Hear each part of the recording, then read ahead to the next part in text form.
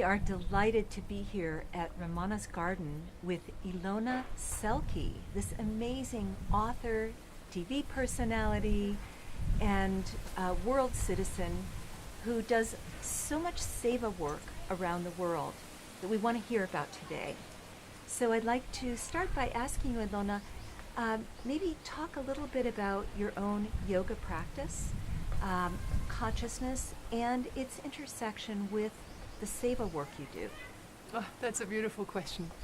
Yes, I do my yoga and I follow my own yoga DVD mornings, just 20 minutes. It keeps the body flexible, and my husband and I do it together. And it's aimed, in the olden days, yoga means union. It's union between consciousness, God, the divinity, and the human part. And the yoga is designed to keep us flexible, to become ever finer in our vibration, to reach into the union of not just the body divine, but the emotional body becoming divine, and the mental body and the spiritual self uniting into God. Now, as a result, when you occupy your heart and mind with God, there is a part where there is so much love. When you connect with the source, that it just makes your heart overflow. And you start seeing that the goodness and the glory that you have, or as your being, and the awakening you experience, you want to share anything that you can with others. And it's just, as you raise your vibration, you naturally want to start giving, sharing, or doing something that helps. And so you were here at Ramana's Garden yesterday, Yes. doing just that. Exactly. Would you like to talk a little bit about it? And by the way, Ramana's Garden is a school for the forgotten children, many of them considered untouchable children. All of them. All of them. And we'll talk more about Ramana's Garden in our next interview, but I wanted to understand what you did yesterday Yes. to give back to the children. Yes. So I was here just as a normal person coming to Ramana's Garden, which is a place where children who are untouchable, who do not get schooling by the Indian government, whose shadow is not allowed to touch another person of a regular caste, who live on trash piles, who live under tarps, whose parents make maximally maybe $30 to $40 a month, they are picked to come to school here. Now the school lives on donations, and I had just printed my book in Hindi here, and I donated books for the school. It was only 25 books and 35 apps. So I have this book on app with guided imageries, training people to go inward and to start dreaming a better life. Dealing with the negative feelings, the pain and the hurts, and come into forgiveness. So all these things that you're mentioning that are part of yoga, which is opening your heart, doing internal work to unite the negativity with its higher expression. And I gave the apps to the children, and we did a classroom session, and now we'll be training the teachers on how to use that. And it's just natural for me to want to stimulate people to learn to be a better person. And here they can't afford it, so we give. And I have children, I live in Bali, and we seek and give sponsors and to people for children to go to school, because it's the number one thing that will make a difference. One of the children here just was accepted to pilot school in Canada. Isn't that incredible? He waited, he had a dream, and he stuck with it because he was giving self-esteem. Now, So let me back up just for a moment so we understand. So the book addresses and builds the self-esteem of children. Yes. Not by bypassing the pain they've experienced in their lives, Right. by addressing the pain, Yes. and then really opening the heart and raising the self-esteem so that children can visualize a life. A better future. Yeah. How beautiful. Yeah. And I've done this work. It's based on Dr. Vern Wolf's work, and his work is called Holodynamics.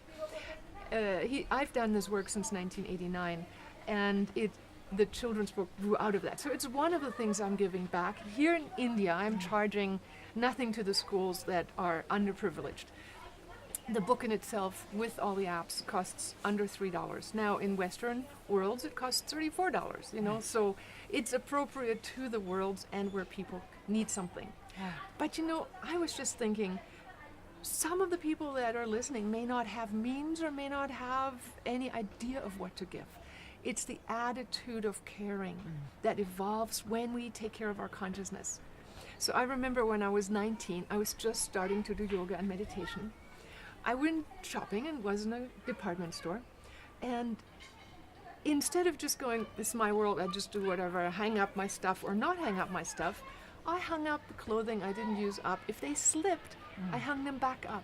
If I saw another piece of clothing, I hung that one up too. If there was an old lady, I was working as a helping person at an airport to make money to go fly, as a flight attendant to make money to go to university.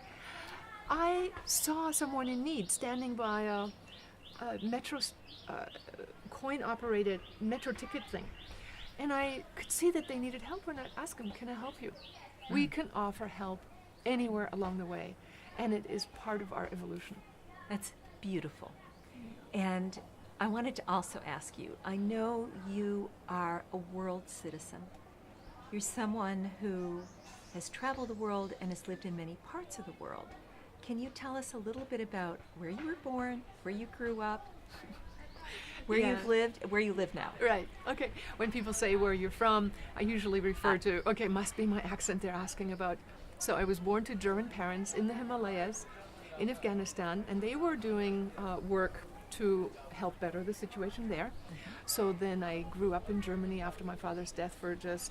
After I was 3, we moved to Germany. I lived there for 17 years. Then I moved to the East Coast, studied philosophy, moved to Colorado to study psychology and body-centered breath work and body work. We went to the West Coast, where we then moved to Hawaii for 12 years and lived off the grid in permaculture environments. In part, and now we've been living for the last 8 years, 7 months out of the year, due to our work that we do in Indonesia and Bali. We produce things. We have a seminar center there. We were guided. You know, it's like when you start living from spirit, there will be moments where you stop and somebody says, "Why don't you do this? Stay here, buy a house here. How about that?" And you go and say, "It's my house," and that's how it happened. And then somebody said, "Why don't you build a retreat center here?" And we're like, "With what money?" And it just starts coming in. And then somebody comes and says, "You're supposed to have this school here." And it's like, really? Yeah. And then all the money flows in if you start setting one foot in front of the other. You don't have to wait till everything is in perfect place. And I think the other part of that is, if you're doing a service to the world, you're doing something that uplifts people and nurtures people and helps them grow, and actually raises consciousness and promotes unity, the universe supports you in that, because ultimately 100%. that's where we're all headed. Right. And you know, when I've done guided imageries with children, and I ask them, what's your purpose in life? And that was what the guided imagery was about. They come back saying, all excited, "Oh, I'm here to spread light, shine more light, and share love." Now I do the same guided imagery with slightly elevated language. Adults come back and they say, "Well, you know, they were hoping to be told to be an author or a lecturer or somebody big. You know, I didn't get that much. I just got that I'm supposed to share more light and more love."